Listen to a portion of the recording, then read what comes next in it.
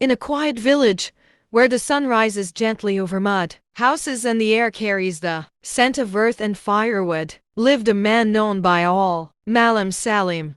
A man of tradition, a man of authority, a man whose word was law.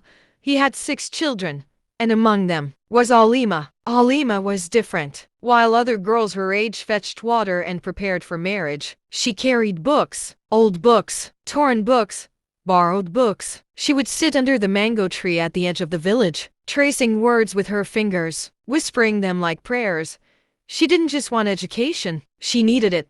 Baba, I want to go to university. Those words shook the foundation of her father's authority. Malam Salim looked at her, not with anger first, but disbelief. Then came silence.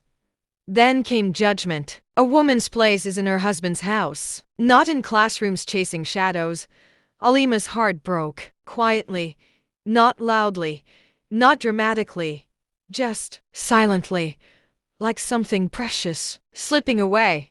At just 18, her father made the decision. She would marry Mohammed, a man much older, respected, financially stable, but a stranger to her dreams. The wedding was colorful. Drums echoed through the village. Women danced. Voices sang blessings. But behind the veil, behind the makeup, Alima's eyes told a different story. A story of loss. Life with Mohammed was not cruel, but it was not hers. She cooked. She cleaned. She smiled when required. But every night, when silence filled the room, she stared at the ceiling and imagined classrooms. Dreams do not die easily. They wait. They whisper. They return.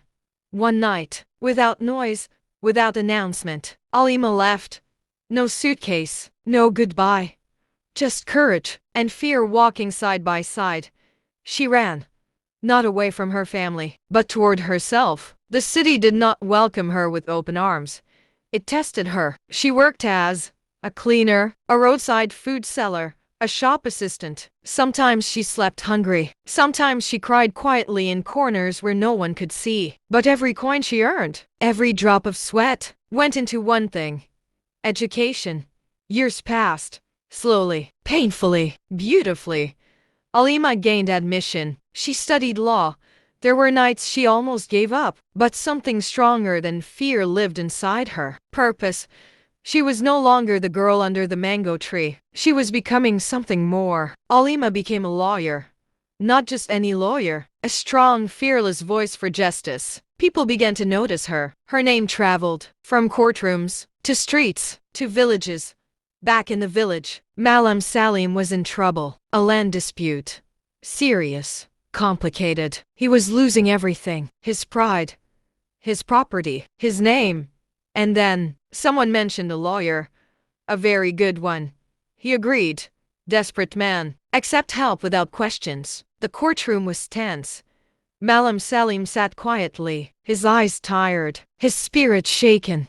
Then, the lawyer walked in, confident, composed, dressed in black and white. He looked up and froze. It was her, Alima. Silence filled his soul. Not the courtroom, his soul. The daughter he silenced had found her voice. Alima spoke with clarity, with strength, with intelligence that could not be denied. She defended her father, not with anger, but with excellence. Every argument she made was not just for the case. It was for every dream, once denied. And she won. Outside the courtroom, Malam Salim stood before her, a man once unshaken, now humbled. He struggled to speak. I was wrong. Simple words, heavy truth. Alima looked at him, not with bitterness, not with revenge, but with quiet strength. Baba, I never stopped being your daughter. Back in the village, things began to change. Girls went to school. Fathers listened. Mothers believed. Because one girl refused to let her story end where it was written. Sometimes, the greatest honor a child can give a parent is not obedience, but courage. Denying someone education doesn't end their potential, it only delays it. Alima's knowledge didn't just change her life. It saved her father. Tradition and authority can sometimes block a child's purpose. True leadership in a family includes listening and understanding. What broke Alima emotionally became the fuel that built her future. Struggles can shape strength if you refuse to give up.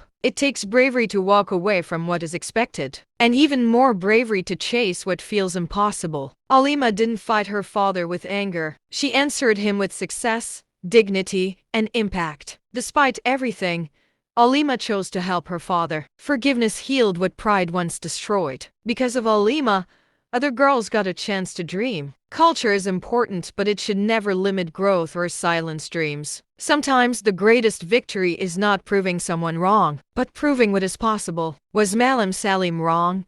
Or was he just following tradition? Can tradition and dreams coexist?